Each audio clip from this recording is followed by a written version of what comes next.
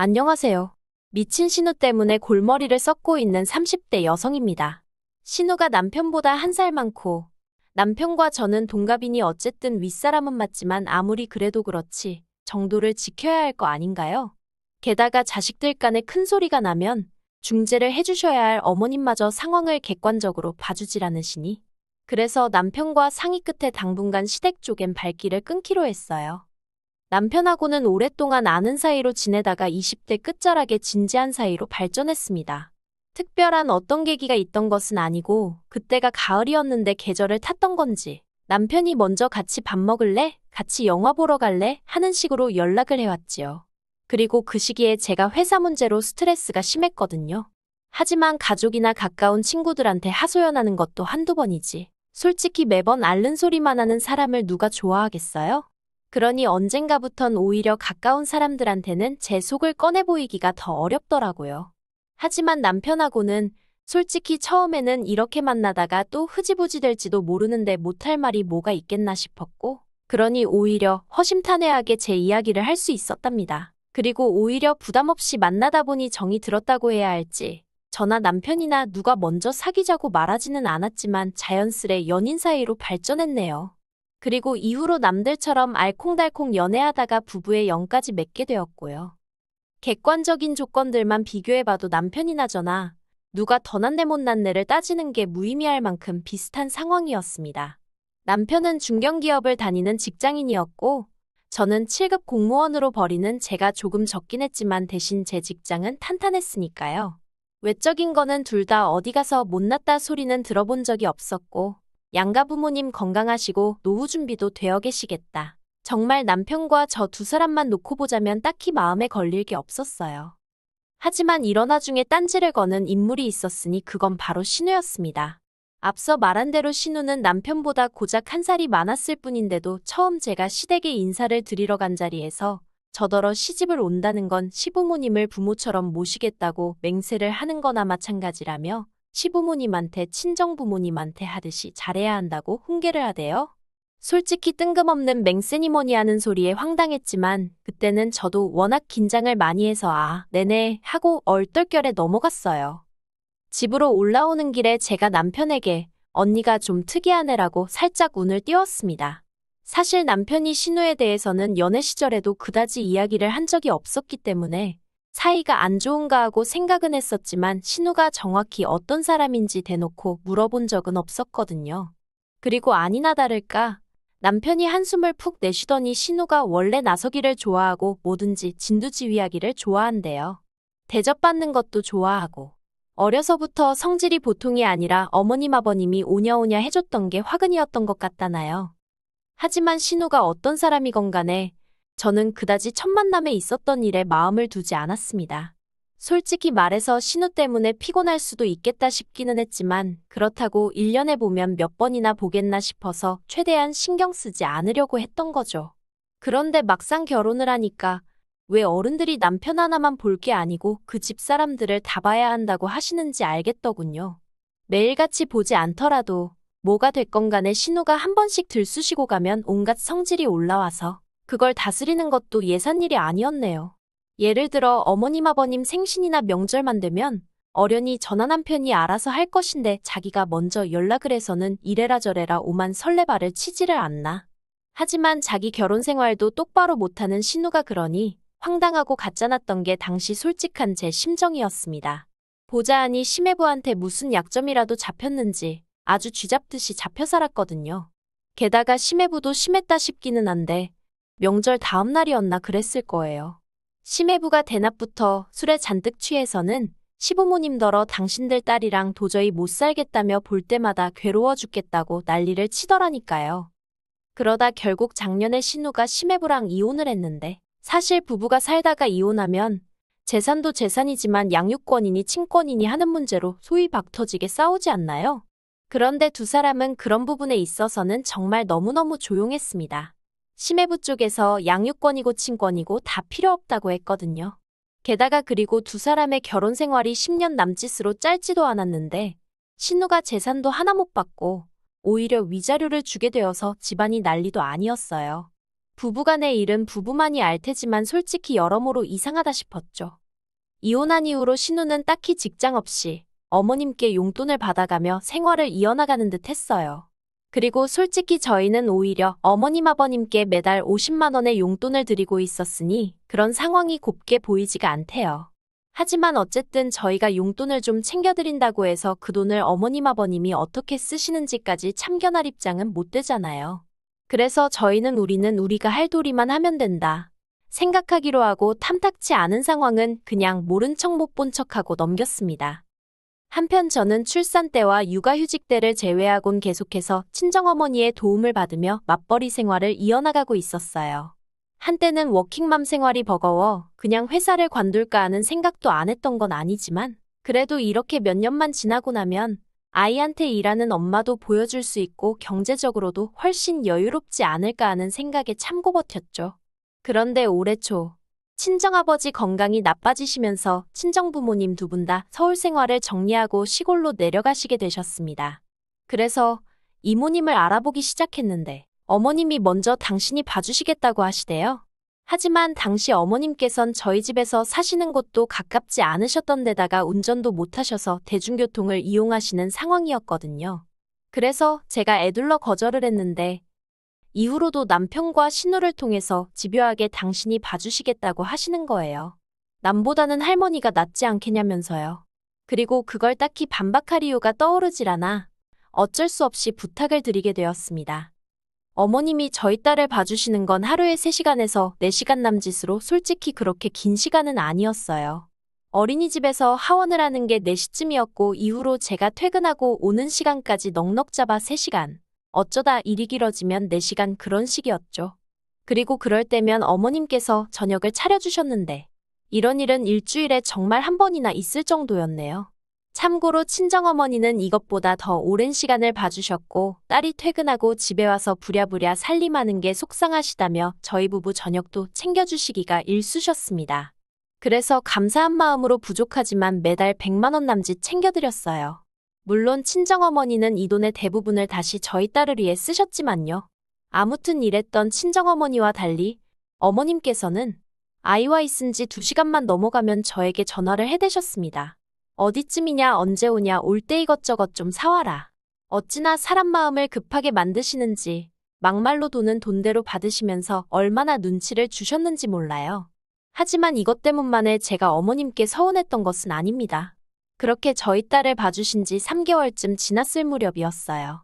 언젠가부터 퇴근하고 집에 도착하면 생각지도 못한 시조카까지 저희 집에 와 있는 게 아니겠어요?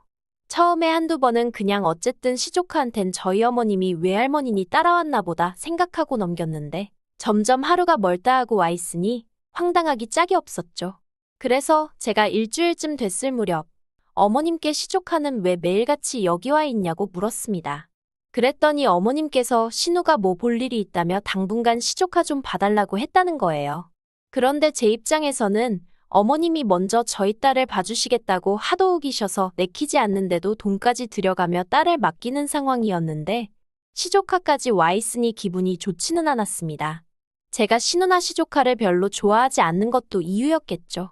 어린아이를 상대로 어른이 이런 말을 하는 게 어떻게 보일지는 모르겠습니다만 일단 시조카는 남자아이였고 저희 딸보다 1살이 많았는데 성격이 포악스럽기 짝이 없었거든요. 그리고 아시겠지만 어렸을 때는 남녀 차이라는 게 그리고 고작 1살이긴 해도 그 나이 차이라는 게 행동에 있어서 큰 차이를 보여주잖아요. 저희도 그랬습니다. 가뜩이나 저희 딸은 또래 애들보다도 마른 편이라 엄마로서 볼 때마다 무척이나 속상했는데 그에 반해 시조카는 또래보다 덩치도 크고 그리고 얼마나 욕심이 많은지 저희 딸이 뭐가 됐건 간에 가지고 있는 꼴을 못 보더라고요. 그러다 기어이 사건이 터졌습니다. 지금도 생각하면 얼마나 속상하고 분한지 속에서 열불이 올라오네요. 집에 도착했더니 저희 딸이 정말 세상 떠나가라 울고 있는 게 아니겠어요? 그래서 놀란 제가 어머님께 무슨 일인데 애가 이렇게 우냐고 물었습니다. 그리고 아마 상황이었던지라 제 목소리가 평소보다 높고 다급했던 모양이에요.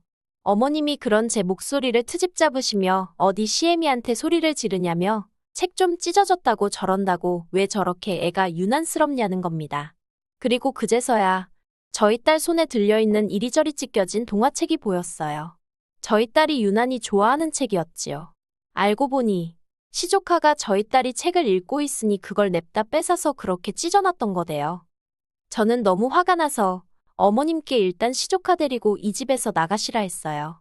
솔직히 털어놓건대 시조카가 계속 제 눈에 띄면 제가 정말 어떻게 할 것 같더라고요.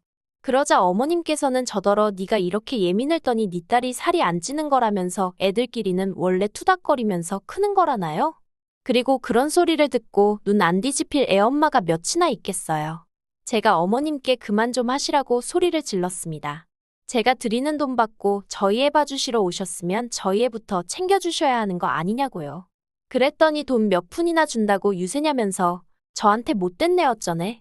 그리고 그때 저희 딸이 저한테 달려오면서 엄마 화내지 마 하는데 아이 앞머리 안쪽으로 못 보던 밴드가 하나 붙어 있더라고요. 이건 또 뭔가 싶어서 놀란 마음에 밴드를 떼니 세상에 누가 봐도 할킨 흉터까지 있는 게 아니겠어요. 그래서 어머님더러 이건 또 어떻게 된 거냐고 따졌습니다. 그랬더니 오빠가 책을 달라고 하면 순순히 주면 좀 좋냐면서 안 주고 버팅기다 저렇게 된 거라며 그것도 저희 딸 잘못이란 식으로 몰고 가시더라고요. 이후로는 솔직히 어머님이 무슨 말씀을 하셨는지 기억도 제대로 안 납니다.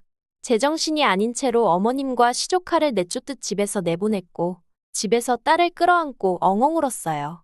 신우한테 전화해서 한바탕 해버려 이걸 어떻게 할까 생각하다가 또 딸 이마에 흉이 남는 건 아닌가 하는 생각에 속상하고 그런데 그때 현관문이 열리는 소리와 함께 남편이 집에 왔어요.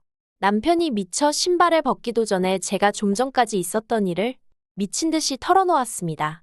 그러자 남편이 한참을 듣더니 어이가 없다는 듯 저를 쳐다보고는 그래서 누나랑 통화는 했어 안 했어 그러대요. 아직이라니까 자기가 하겠다면서 저더러 마음 좀 진정시키라고요. 그리고 남편이 신우에게 전화를 걸었습니다. 그런데 황당하게도 남편이 전화를 무슨 스피커폰으로 해둔 것도 아니었는데 신우 목소리가 얼마나 큰지 전화기 밖으로 다 새어나오더라고요. 신우가 하는 말이 어떻게 며느리 주제에 시어머니랑 시조카를 내쫓을 수가 있냐면서 그렇게 경우 없는 X가 다 있냐고. 너는 그런 X 뭐가 좋아 붙어 사냐면서 자식 교육은 퍽이나 잘 시키겠다. 정말 남편한테 말 한마디 할 틈을 안 주고 쏘아붙이대요.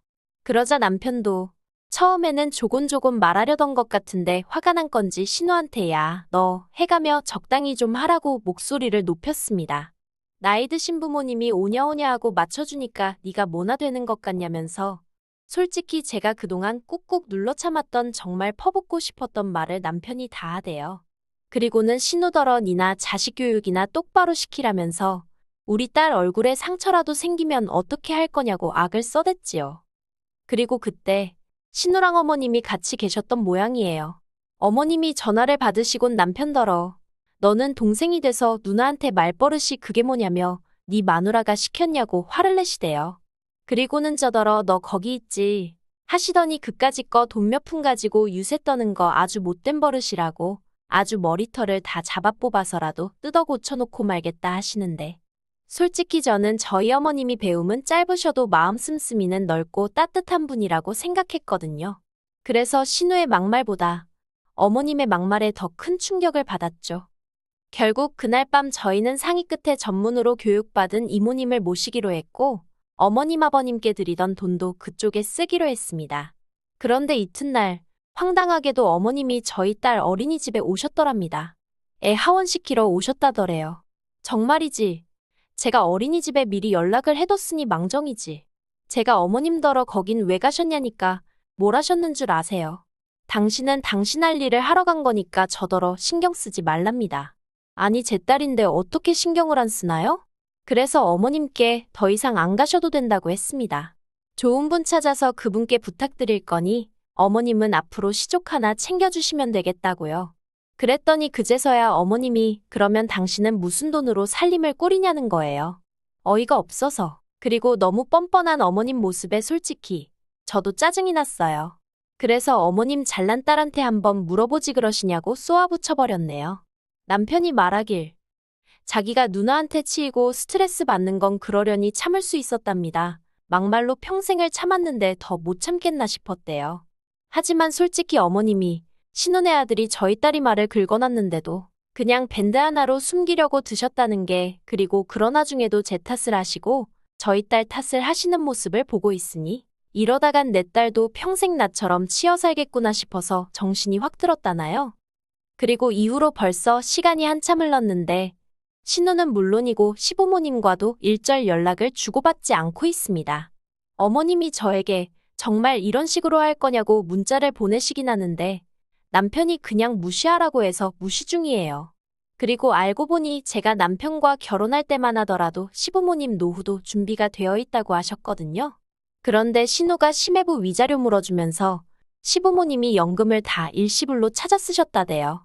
그러니 지금은 정말 시쳇말로 돈 나올 구멍이 없는 거나 마찬가지일 텐데. 그래서 저는 솔직히 좀 신경이 쓰이는데 남편은 거기에 대해서도 말 한마디 못 꺼내게 합니다. 급하면 집을 팔든 어쩌든 알아서 할 거라면서요. 어쩌면 저렇게 냉정하게 말하나 싶다가도 또 한편으론 어정쩡하게 구는 것보단 낫지 싶어서 남편이 하자는 대로 믿고 따라갈 생각입니다. 긴 이야기 들어주셔서 감사합니다. 오늘의 사연은 여기까지입니다.